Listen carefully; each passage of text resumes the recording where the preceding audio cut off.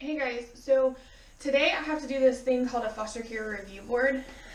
So I thought it would be interesting to do like a day in the life kind of thing, an actual day in the life, not just one of me like getting ready, but just kind of show you like how I get ready for it. So I won't like just kind of like flash this at you without any like information about them, but like this is what the notice looks like when you get noticed for foster care review board in the state of Arizona. What the foster care review board is it's a group of volunteers who get together and review the girl's case plan, and it's civilians. I mean, there's like nobody special. Anybody can do this. You just have to go through the training, and then you have to give so many hours. But you go through the case plan, and you determine if the case. Well, they determine if they think that the case is meeting the kid's best interests. So if mom and dad haven't been shown to visits, or if like the case plan is, say the case plan is still reunification, family reunification. If family hasn't been participating in the plan and hasn't been like taking an active role in what they're supposed to be doing, the foster care review board can make suggestions on changing the case plan, and that goes directly to the judge. In some cases, I've heard that the judges really value the foster care review board. Our case is a little awkward because of the whole ICWA thing. Like, yeah, they can say what they want, but there's still a lot of process that you have to go through with the tribe to make a change in the case plan. So, depending on your situation, which is everything in foster care is, it depends. It depends on the case. It depends on their, if they're native. There's so many things. But what that's designed to do is it's designed to have fresh eyes look at the case, and then the judge is supposed to read that report. So that it goes directly to the judge, whoever he or she may be, and they're supposed to read it and take into consideration what the other volunteers are seeing, just to make sure that kids don't fall through the cracks. That's what it's supposed to be, is because what was happening before is kids were sitting in care for like years and nothing was changing. That still happens. I am on Facebook. I have a link for, it's called Together We Rise, and I think that's the people that put this out too. But they put up these like, oh, so and so was adopted from foster care. And it's like, well, they were in foster care. I think the longest I've seen was like 10 years. I want to say that was like a kid was legitimately in foster care for 10 years. But I don't know if that was like concurrent or if they were in and out. I don't know. But one of them, I know they had this kid for 5 years. And yeah, that's unacceptable. No child should be sitting for a quarter of their childhood, at least a quarter of their childhood, in foster care. That's ridiculous. And so that's what the foster care review board is designed to prevent, is from a kid just sitting in foster care. So I'm going to get ready. I'm going to try and like just time lapse this so you guys don't have to, I don't know, and we'll see if it's fun. But I haven't like literally got my kids up. John is in Airman Leadership School right now. So for those of you who are familiar with the Air Force, yep, he's getting reblued, drinking the Kool-Aid. So we're all kind of in school right now because I just started my semester. The girls are in school, and then John's in ALS. So he comes home this morning, and like he'd just done PT, and then he has to shower and get in his like blues, his service dress, to get inspected, and the girls are getting ready, and it was just a hectic morning. So I kind of was on the tail end because I have time after I get back because I don't have class today. So I have to be downtown at 11:15, and I think it's already like 8. So I'm gonna have to book it to make it on time. Oh, and it's raining in Phoenix, Arizona today. Like the one day that it's gonna rain, it rains today. So yeah, it's always fun because one of my windshield wiper like blades is not cooperating like it's supposed to. So here's the finished product of me getting ready. When I go to a foster care review board, I don't feel, so this is only the second one I've been to. The first one, I dressed up like it was court, and there's not really a need for that because you're only there for like, literally they give every case 15 minutes. There are 4 kids in our case. That's not a lot of time to get through everything. So, yeah, so I don't really worry too much about dressing up super nice. But yeah, I had like a red like dress shirt and then some jeans. I had some like cute jeans on that had like holes in the knees because they're fashionable right now, and I decided to get out of that. But normally to court I'll either wear like dress pants or a skirt. I don't wear jeans to court. It's just a thing for me. I don't even get to talk at court, so I don't know why, but like I just don't like to look unprofessional.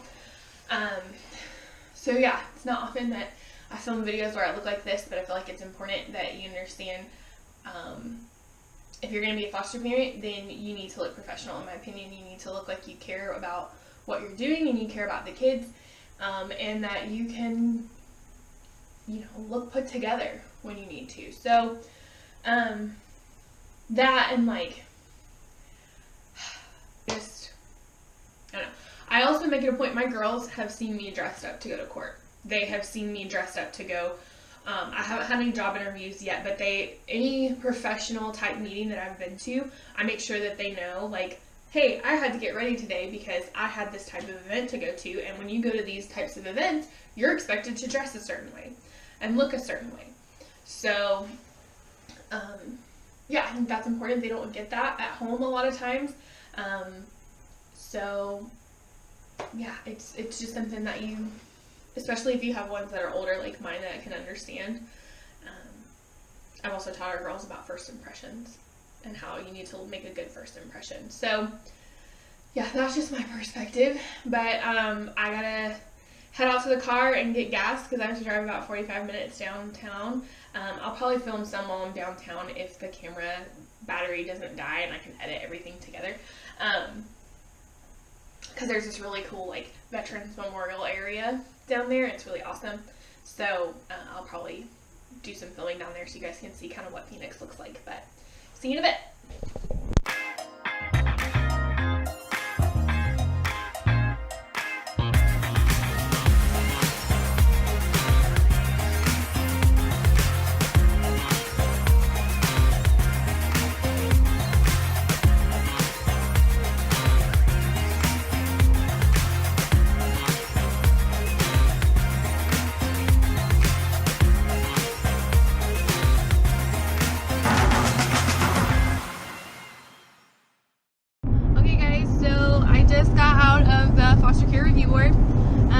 I don't think I explained it very well earlier, so I'll try and explain it again.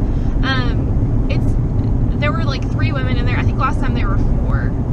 There's like a recorder person, and then there are like 3 women on the board. It can be men, but generally it's women. And they ask the foster parents, like, how are the kids doing? So, like, I always talk about, like, their behaviors, how school is going, and then any, like, responses that they have to any interaction with family, or if there's any, like, triggers that kind of set them off, or any updates on the type of therapy that they're getting. Those are the kinds of things that I talk about for the girls. Our friends that have some other, like, smaller ones, they talk about, like, milestones that the kids are reaching because they're little. So if they've been taken, like, right from the hospital, then they're not going to have been exposed to much trauma other than what they experienced in the womb. And so you just kind of talk about their how they're doing as far as their development goes, and if they're on track, that kind of thing. And then they'll ask kind of what you think about the case. Now, their caseworker is generally on the, at least for us, both times that I've been, our caseworker has been on the phone, and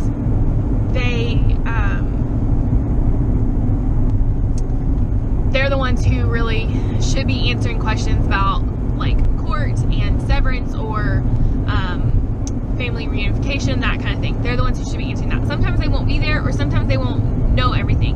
Part of that is because they have, like, 65 kids. They have a bunch of cases, and these cases understandably can be similar in some ways, and so if they don't have their notes open, like, right away, they may not know for sure, or may not remember exactly what's going on. And that's, in my experience, that's the same with almost all the staff that I deal with, because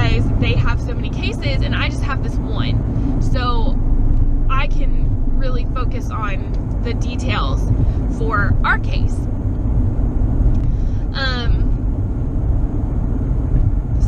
So there's that.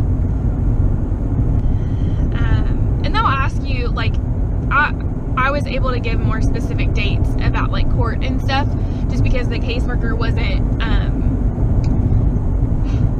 I don't think she was, like, at her desk at the moment. She was probably in between visits with some of her kids or a meeting or something like that. And so they were asking questions about court dates, and I had my planner there. And that's another thing. If you are a foster parent, get a planner. Something that you're going to be able to write down all of their appointments in, and also all of their visits, or their therapies. So, like, if visits get canceled, you need to make a note of that, and the easiest way is just to flip to that page and be like, okay, today, like, you'll already have written visit, and then you can say, you know, visit canceled. And if it's, I usually will write the reason why it was canceled. So later on, when you're in these meetings, because that's one of the things they ask, like, have visitations been going well? Are they regular? Are they not? And I'll have the answers to those things, and I'll usually have a better answer than the caseworker does. So those are the kinds of things that you need to be prepared for in any meeting you go to. I take my planner to court even, just because then you can write down any upcoming dates, or if there's a question about when a doctor's appointment is or something like that, you have the information that you need there so that you can help answer those questions if they're missing. In the role of the foster parent, you're really the supporting role, because everybody else, especially at court, so I'm comparing this to court because it's kind of like that. You're just making sure that everybody has the information they're supposed to, so that they can provide proper testimony and make sure that the judge has the best information that they have. And that's why foster care review boards are really awesome, because if you're a foster parent, that's your chance to really, like, speak up and speak for the kid, because you don't always get to talk in court, and you don't always, what is actually going on with the case may not always be put out there. So it's important that's why it's important to go to those, or at least you can also, like, send in a statement via email or mail, and they will attach it to the report if you can't make it, or you can call in. They'll call you in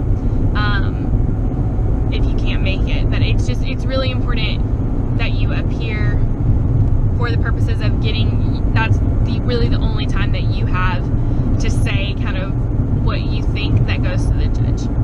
So yeah, that was that. On the video now, you're gonna see a card pop up, and one is for husband's perspective on foster care. It doesn't say that, it's just husband's perspective is the title, but I'll make sure that shows up for you guys, and so you can click that if you are a mama and you are thinking about being a foster parent and you're not sure, like, what your husband's gonna think about it or whatever. You can click on that, and John will kind of tell you his perspective. It's a lot of what I've said, but he kind of gives it in a better way that's, like, more geared towards men, I think. Anyway, so you can click that, and if you're interested in seeing when videos are going up by me, you can go ahead and hit the subscribe button. It's a little red button. You can hit that, and then hit the notification bell, and you'll get notifications whenever I upload a video. So you don't have to just, like, wait until you see it on Facebook or whatever. And also, if you don't know me personally, I would love to see some comments just saying, like, why you're watching this and where you're from, and what other content you'd like to see, or if you just got, stuck on this. Thanks for sticking it out to the end. I'm pretty sure this one's going to be a long one, but yeah, let me know where you're at and why you're watching.